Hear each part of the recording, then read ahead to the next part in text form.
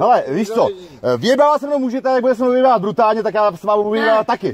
Tady ten člověk... Víš, kde jsem dneska sral? Ne kde, to je jedno kde. Jo, kde? Tak promiň. Takže promiň. Kde? Támhle si do toho šláp. Dádu, tak se mějte. Nemám na to náladu, chlapi. Já tady, vole, vám nosím, vole, všechno možný lidi. Támhle šlapu do hoven. A Libor mě říká takový píčoviny, vole.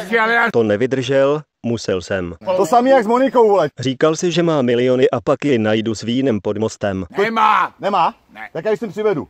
A když sem přijdu a mi řekne, Že se támhle vysral. tak jako proč mi to říkáte? Oni chtějí třeba i poděkovat do videa, pozdravit. Já ti říkám. Ne, ty ne, ale Libor.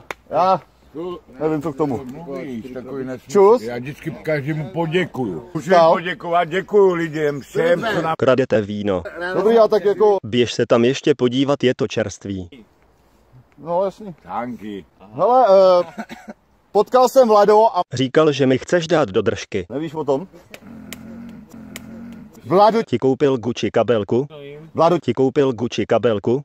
No. A Libor se o to postará. No. Měl taky průjem. A kde?